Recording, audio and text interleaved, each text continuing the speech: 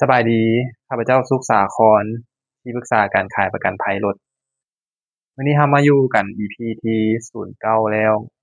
ข้าพเจ้าก็จะมาเว้าแบ่งปันเรื่องของประกันภัยรถจะเป็นเรื่องของส่วนร่วมซ่อมแปลงหรือภาษาอังกฤษว่า deductible นั่นเองคือประเด็นของ deductible หรือว่าส่วนร่วมซ่อมแปลงนี่เนาะสำหรับมือใหม่ที่หาบ่ใช้ประกันภัย คือผู้ที่ใช้ประกันภัยมาแล้วมาก่อนแล้วเนาะอาจจะบ่ฮู้ว่ามันมีกรณีที่ว่าเราซื้อประกันภัยแล้วแต่ว่าเรายังเวลาเกิดเหตุเรายังมีเอ่อส่วนร่วมซ่อมแปลงเนาะก็คือว่ามันจะมีรายจ่ายของเรานำที่ประกอบส่วนในการซ่อมแปลงครั้งนั้นน่ะอันนี้เอิ้นว่า deductible หรือส่วนร่วมซ่อมแปลงฉะนั้นเนาะก็จะอยากมาแบ่งปันในหัวข้อนี้เพราะว่าสำคัญหลายสำหรับผู้ซื้อประกันภัย ที่ยังบ่ฮู้เนาะเพราะว่าซื้อไปแล้วถ้าว่าเกิดเคลมเกิดอุบัติเหตุเกิดขึ้นทางประกันนี่จะเรียกเก็บเงินนำผู้ซื้อประกันเนาะอันนี้ก็เป็นเงื่อนไขเบื้องต้นที่ตกลงกันในแต่เบื้องต้นแล้วเนาะว่ามันจะมีข้อนี้อ่าแต่บางครั้งบางคราวเนาะเซลส์อาจจะบ่ได้อธิบายข้อนี้ให้ลูกค้าฟังในเมื่อว่าซื้อไปแล้วเกิดเหตุมา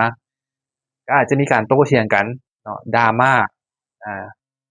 ข้าพเจ้ายกตัวอย่าง2เคสให้ฟังเนาะเคสทำอิฐนี่เป็นเคสของข้าพเจ้าเองเลยเนาะอันนี้เว้าแบบเปิดเผยเนาะเว้าแบบเป็นเคสตัวอย่างแล้วก็เป็นความผิดพลาดของข้าพเจ้าเองที่ได้ขายประกันภัยให้กับลูกค้ารายหนึ่งเป็นประกันชั้น2แล้วมันมี deductible เนาะมันมี deductible อยู่700,000อ่าอยู่700,000กีบหมายความว่าในการเกิดเหตุแต่ละครั้งเนี่ยลูกค้าต้องประกอบส่วนช่วยบริษัทประกัน700,000กีบและในครั้งนั้นเองเนาะ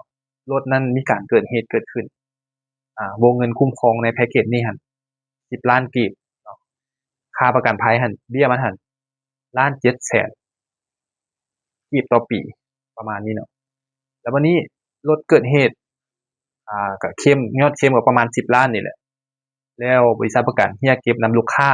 เนาะลูกค้าก็ได้โทรมาหาเซลล์ก็คือข้าพเจ้านี่แหละว่าเป็นหยังบริษัทจึงโทรมาหาแล้วบอกว่าต้องจ่ายส่วนร่วม700,000ข้าพเจ้าก็เลยบอกไปว่าแม่นเพราะว่าแพ็กเกจนี้นั่นมันมีส่วนร่วมซ่อมแปลง700,000ข้าพเจ้าก็บอกไปตามจริงเพราะว่าอ้ายอยากได้อยากได้ประกันถูกเนาะข้าพเจ้าก็เลยเลือกตัวถูกที่สุดให้แต่มันก็มันก็เป็นตัวที่ว่า deductible แต่ในเบื้องต้นน่ะข้าพเจ้าบ่ได้อธิบายให้ลูกค้าฟังเนาะในเมื่อเกิดเหตุมานี่แหละมันก็คือเกิดประเด็นกันหั้นนะแต่สุดท้ายลูกค้าก็ยอมจ่ายเนาะเพราะว่ายอดเคลมมันหลายก็ยอมจ่ายไป700,000ก็บ่มีปัญหากันอีกเคสหนึ่งก็คือว่า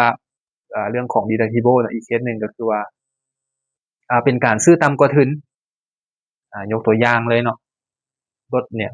รถรถรถมูลค่า200,000 เหรียญซะลูกค้าอยากซื้อแต่30%หมายความว่าเอา200,000 เหรียญมาคูณให้30%เป็นวงเงินเท่าใดเนาะจะเอามาคูณให้เรต3.5แล้วก็หักส่วนลดอิหยังต่างๆไปเนาะอันนี้รถเกิดเหตุแล้วทางบริษัทหั่นจ่ายให้แต่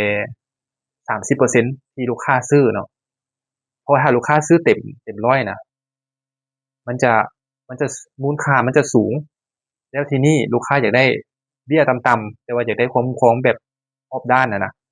ก็เลยซื้อได้30%เนาะลูกค้าก็คิดว่าเอ้ยต่ำไปแล้วอาจจะก็ในเมื่อข้อยซื้อไปแล้วเป็นหยังต้องข้อยต้องจ่ายอิหยังนะมันจะมีกรณีแบบซื้อไปแล้วก็จริงแต่ว่าซื้อบ่เต็มทุนเนาะลูกค้าในเมื่อลูกค้าอยากจ่ายน้อยซื้อแต่30%เวลาความเสียหายเกิดขึ้นยกตัวอย่างเสียหายเบิดคันเลยไฟไหม้เบิดคันจังซี่ตัวอย่างเนาะทางบริษัทก็จะจ่ายแต่30%นั้นเอา200,000 เหรียญมาคูณ30%เนาะออกเท่าใดก็แม่นเท่านั้นแหละเกิดเหตุกรณีเกิดเหตุคือกันเกิดเหตุบ่ฮอด200,000เกิดเหตุบ่ได้ไฟไหม้ทั้งคันอยู่จุดใดจุดหนึ่งเนาะอาจจะเพข้างหน้าบ่อิหยังทาง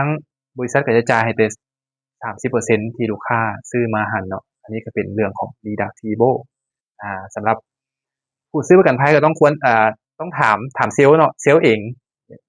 หน้าที่ของเซลล์เลยแหละจะต้องอธิบายให้ลูกค้าฟังแต่ว่าข้าพเจ้าแนะนำว่าให้ถามดีกว่าเนาะบางทีเซลล์ก็อาจจะลืมอาจจะหลงลืมบ่ได้เว้าให้ฟังอะนะเราก็ต้องควรถามว่าเราต้องถามว่าอ่ามีดีดักบ่แพ็กเกจนี้มี deductible บ่มีส่วนร่วมบ่เนาะก็ลองเลือกซื้อเบิ่งบางลูกค้าก็อยากได้ตัวถูกมันก็มี deductible ซื้อตัวแพงๆแหน่เนาะมันก็จะบ่มี deductible อันนี้ก็สำหรับส่วนของส่วนแปลงเนาะสำหรับคลิปนี้ก็ต้องเข้าใจหลายเจอกันคลิปหน้าสำหรับลูกค้าที่อยากได้ประกันภัยท่านหนึ่งเนาะหรือว่าท่าน2ประกันภัยดีๆก็ทักเข้ามาทางเบอร์ข้าพเจ้าได้เนาะ99332113หรือว่าจะคอมเมนต์ไว้ที่ด้านล่างเนาะแล้วข้าพเจ้าจะไปให้คำตอบใจหลาย